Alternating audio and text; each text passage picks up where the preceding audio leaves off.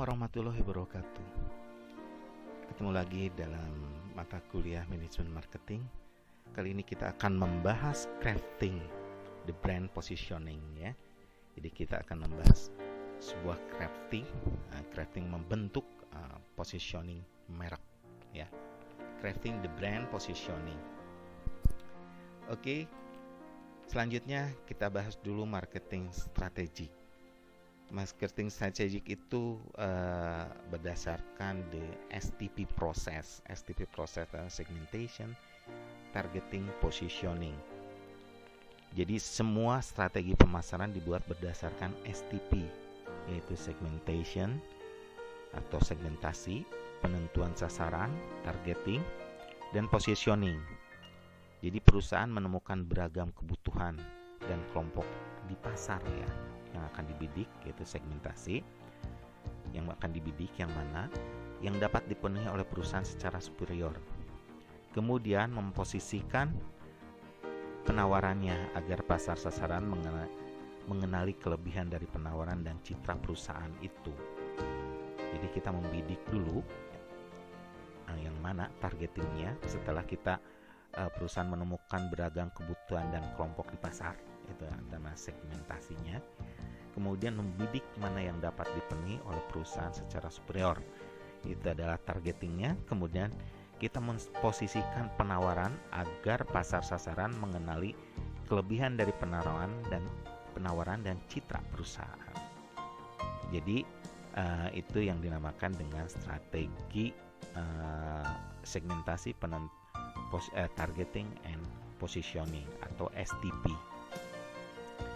Jika perusahaan melakukan positioning dengan buruk, maka akan bingung, pasar akan bingung. Ini yang terjadi ketika sebuah perusahaan besar, yaitu National Car Company dan Alamo Rent a Car ya. Jadi usaha rental mobil digabung oleh induk lama mereka, jadi NNC Rental Corp. Jadi positioningnya di mana? Akan membingungkan. Oke, itu tentang STV ya, kita segmentasi dulu, kemudian targeting, kemudian selanjutnya positioning. Kita bahas tentang positioning. Positioning itu sendiri adalah tindakan merancang penawaran dan citra perusahaan agar mendapat tempat khusus dalam pikiran dan persasaran ya. The act of designing the company offering an image to occupy a distinctive place in the mind of target market ya. Jadi sekali lagi, positioning adalah tindakan merancang penawaran dan citra perusahaan agar mendapat tempat khusus dalam pikiran pasar sasaran ya. Jadi tujuannya adalah menempatkan merek dalam pikiran konsumen untuk memaksimalkan manfaat potensial dari perusahaan ya. Jadi itu positioning merek yang baik tentunya membantu memadu strategi pemasaran dengan cara menjelaskan esensi merek, tujuan apa yang dapat diraih oleh pelanggan dengan bantuan merek, dan bagaimana merek menjalankannya secara unik. Jadi semua orang dalam organisasi harus memahami positioning merek dan menggunakannya sebagai konteks untuk membuat suatu keputusan. Jadi hasil dari positioning ini adalah terciptanya dengan sukses suatu posisi nilai yang terfokus pada pelanggan. Ya. Satu alasan kuat mengapa pasar sasaran harus membeli produk bersangkutan, terus memperlihatkan bagaimana 3 buah perusahaan besar seperti Purdue, Volvo, dan Domino's ya mendefinisikan posisi nilai mereka berdasarkan pelanggan, sasaran, manfaat, dan harga mereka. Jadi positioning menuntut didefinisikan dan dikomunikasikan kemiripan dan perbedaan antar merek. Jadi khususnya keputusan positioning mengharuskan kita menentukan kerangka referensi, yaitu dengan cara mengidentifikasi pasar sasaran dan pesaing, serta mengidentifikasi asosiasi merek titik paritas ya, yang ideal. Jadi itu adalah dalam positioning. Oke. Sekarang saya akan menjelaskan tentang value proposition. Ini ada beberapa contoh. Yang pertama adalah merek dari sebuah produk chicken nugget ya, yang namanya produk original ya. Dia mempunyai value proposition seperti ini: more tender golden chicken at a moderate premium price ya. Jadi dia mengatakan dalam value propositionnya bahwa dia suatu daging ya, artinya daging ayam yang lembut ya, daging ayam yang lembut dengan harga yang wajar. Kemudian Domino's Pizza, dia mempunyai value propositionnya: a good hot pizza delivered to your door within 3 minutes of ordering at a moderate price ya. Jadi pizza yang baik dan bagus ya, pizza enak ya, bisa disebut gitu, pizza enak yang panas yang akan dihantarkan dalam kurun waktu 30 menit ke rumah Anda dengan harga yang wajar. Itu dari dua merek yang terkenal sebagai value proposition. Kemudian ini adalah writing a positioning statement. Itu lebih panjang dari value proposition, lebih panjang dari slogan. Ini dinamakan sebagai sebuah statement. Ini seperti yang dilakukan oleh minuman ringan dengan merek Mountain Dew ya, dengan writing position statementnya seperti ini: to young active soft drink customer who have little time for sleep, Mountain Dew is the soft drink that gives you more energy than any other brand because it has the highest level of caffeine. Yang muda, aktif, minuman ringan, mengkonsumsi minuman ringan yang mempunyai waktu tidur yang sedikit, Mountain Dew adalah jawabannya ya. Mountain Dew minuman ringan memberikan Anda energi lebih daripada merek lain karena mempunyai tingkat kafein yang lebih tinggi. Itu kira-kira terjemahan. Jadi itu dinamakan writing positioning statement. Itu lebih panjang daripada slogan yang juga setelah pemasar menetapkan kerangka referensi kompetitif untuk positioning dengan mendefinisikan pasar sasaran pelanggan dan sifat persaingannya, jadi mereka dapat mendefinisikan asosiasi titik perbedaan atau asosiasi titik pantas yang tepat ya, defining association ya, defining association antara point of difference dengan point of parity. Point of difference itu adalah PODS, itu adalah point. Jadi point itu adalah titik perbedaan ya, titik perbedaan. Sedangkan point of parity itu titik paritas atau titik parity atau paritas ya, paritas, POPs. Apa itu? Jadi titik perbedaannya itu adalah point of difference, PODS, is attribute of or benefits customers strongly associate with a brand, positively affiliate and believe they could not find to the same extent with competitive brand.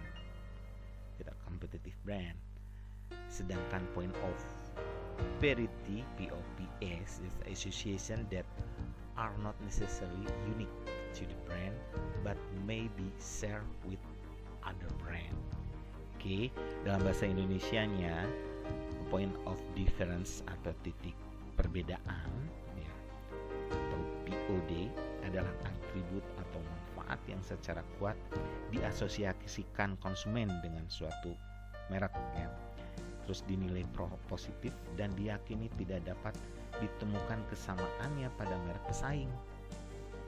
Asosiasi-asosiasi yang membentuk titik perbedaan bisa didasarkan hampir pada semua jenis atribut atau manfaatnya. Misalnya ya, contohnya ya, misalnya Apple desain naik dalam kinerjanya, Lexus dalam kualitasnya. Mereka menciptakan asosiasi yang kuat, menguntungkan, dan unik, merupakan suatu tantangan yang real. Tetapi penting ditinjau dari positioning mereka kompetitif ya. Jadi dari Apple itu desainnya yang selalu beda, tidak sama dengan yang lain. Naik dengan Nike dengan kinerjanya, kemudian Lexus dengan kualitasnya. Kemudian apa yang dinamakan point of party POPS itu terjemahannya POPs gitu maksudnya. Ada sebaliknya adalah asosiasi yang tidak mesti unik atau tidak mesti berbeda untuk merek, tetapi dapat dimiliki bersama dengan merek lain. Jenis asosiasi ini mempunyai dua bentuk dasar, kategori dan kompetitif. Jadi titik paritas kategori adalah asosiasi yang dipandang esensial oleh konsumen untuk suatu penawaran yang sah dan kredibel dalam kategori produk atau jasa tertentu. Dengan kata lain, jadi mereka mempresentasikan kondisi yang diperlukan, tetapi belum memadai untuk pilihan merek. Konsumen mungkin tidak menganggap agen perjalanan benar-benar agen perjalanan, kecuali agen itu mampu melakukan reservasi udara dan hotel. Jadi memberikan nasihat tentang paket liburan, menawarkan berbagai pilihan pembayaran, tiket dan pengiriman.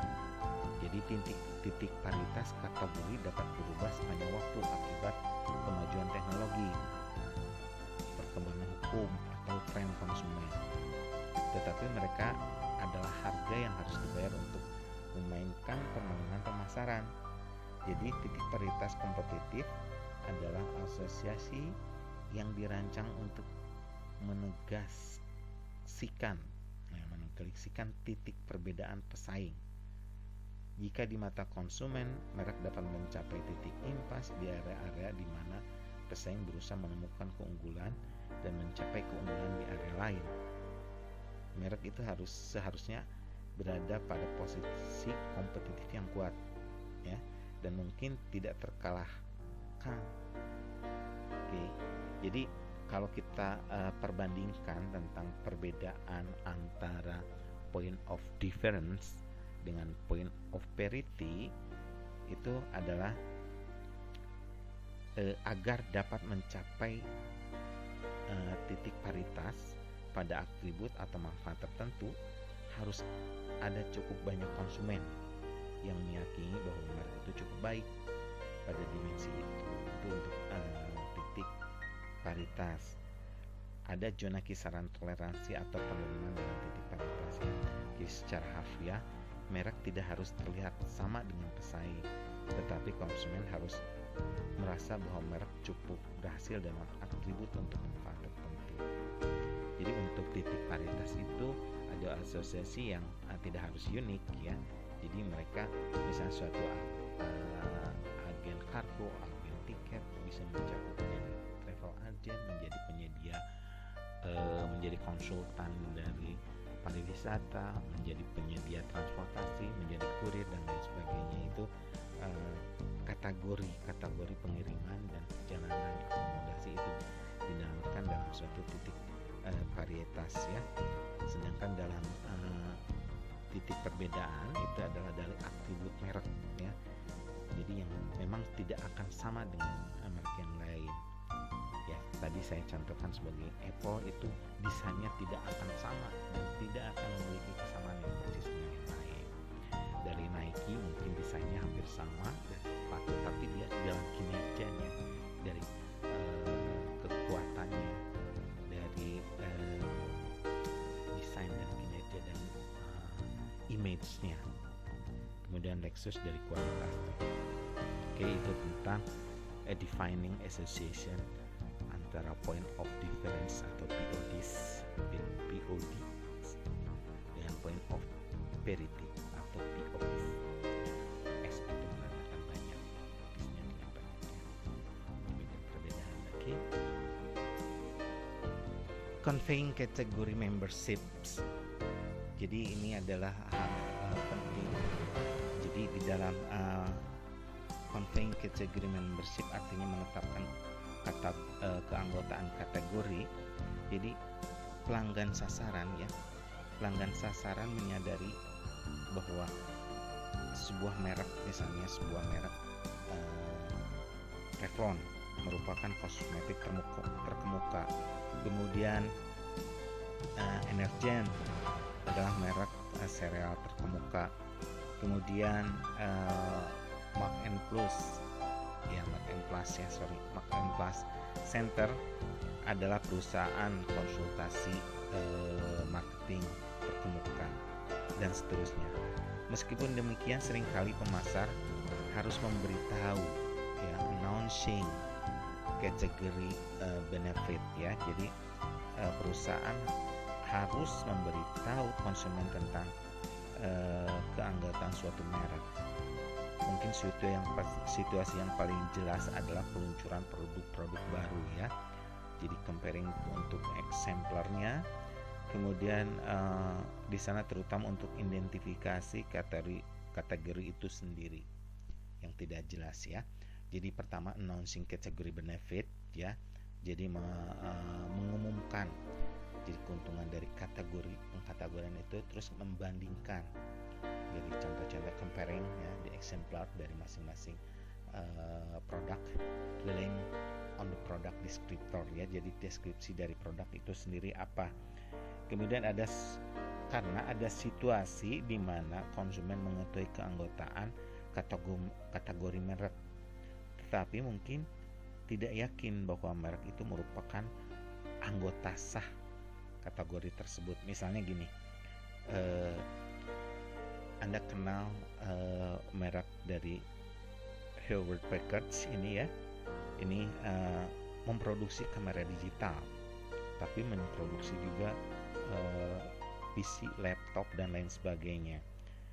Jadi, tetapi Hewlett Packard ini merasa mungkin tidak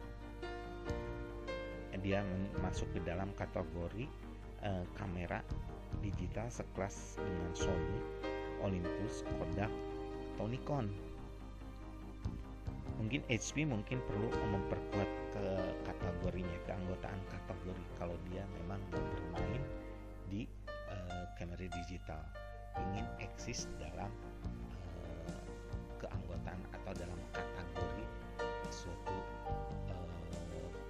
produsen kamera digital, Jadi itu yang disamakan relying on product descriptor, Jadi masing-masing pertama diumumkan kembali tentang kategori masing-masing.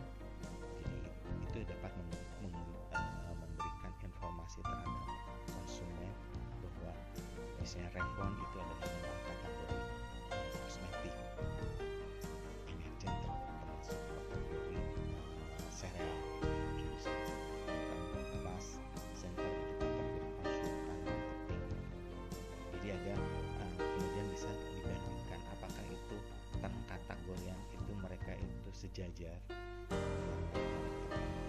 Energen sejajar dengan merek-merek sereal lain, Revlon sejajar dengan merek yang lain seperti kosmetik, Etude, atau apalagi Chanel, dan sebagainya, apakah sejajar dengan itu. Kemudian HP pun bisa disejajarkan dengan Nikon, Sony, Kodak, dan lain sebagainya. Yaitu tentang conveying category membership. Consumer Disability Criteria for POD itu artinya kriteria kemampuan untuk diinginkan, kriteria desirability, Jadi itu kemampuan untuk diinginkan dari POD itu. Jadi harus mempunyai relevansi, kemudian distinctiveness, jadi perbedaan, dan percayability. Jadi relevansi itu adalah konsumen sasaran harus menemukan POD yang relevan dan penting secara pribadi. Misalnya contohnya ada hotel di Singapura yang namanya The Westin Stanford di Singapura yang mengiklankan diri sebagai hotel paling tinggi di dunia. Tetapi tingginya hotel tidak penting bagi sebagian besar turis. Kemudian perbedaan. Jadi konsumen sasaran harus menemukan POD berbeda dan sangat superior. Misalnya ada merek Splenda atau merek gula yang rendah kalori, ya. Itu mengalahkan Equal dan Sweet and Low untuk menjadi pemimpin dalam kategori pada tahun 2003. Dengan mendiferensiasikan diri berdasarkan keontentikannya sebagai produk yang mempunyai gula rendah kalori, ya, tanpa ada kelemahan yang diasosiasikan dengannya. Jadi dia mempunyai kriteria atau hal yang superior. Dia mengklaim dirinya produsen gula yang paling low sugar, yang paling rendah kalorinya. Oke. Kemudian terpercaya, believability, ya. Konsumen sasaran harus menemukan POD yang dapat dipercaya dan kredibel. Sebuah merek harus menawarkan sebuah alasan yang kuat agar lebih dipilih dibandingkan dengan pilihan yang lain. Misalnya, contoh yang tadi saya ambil lagi ya tentang Mountain Dew, bisa bersikukuh bahwa Mountain Dew lebih menyegarkan daripada minuman ringan yang lain, dan mendukung pernyataan dengan menekankan bahwa Mountain Dew memiliki kandungan kafein yang lebih tinggi. Ya. Kemudian parfum Chanel No. 5 ya menyatakan diri sebagai parfum Prancis yang ideal dan elegan, dan mendukung pernyataannya dengan menekankan asosiasi panjang antara Chanel dengan haute couture, ya. Jadi menandakan bahwa Chanel membuktikan bahwa dia adalah parfum yang Prancis yang ideal dan elegan, misalnya seperti itu. Itu yang dimaksud dengan customer desirability criteria for PODs, ya. Jadi kriteria kemampuan yang diinginkan oleh customer. Terima kasih atas perhatiannya. Sampai bertemu lagi di section yang kedua. Ini baru section ke-1 tentang membentuk positioning merek atau crafting the brand positioning. Sampai bertemu lagi. Wassalamualaikum warahmatullahi wabarakatuh.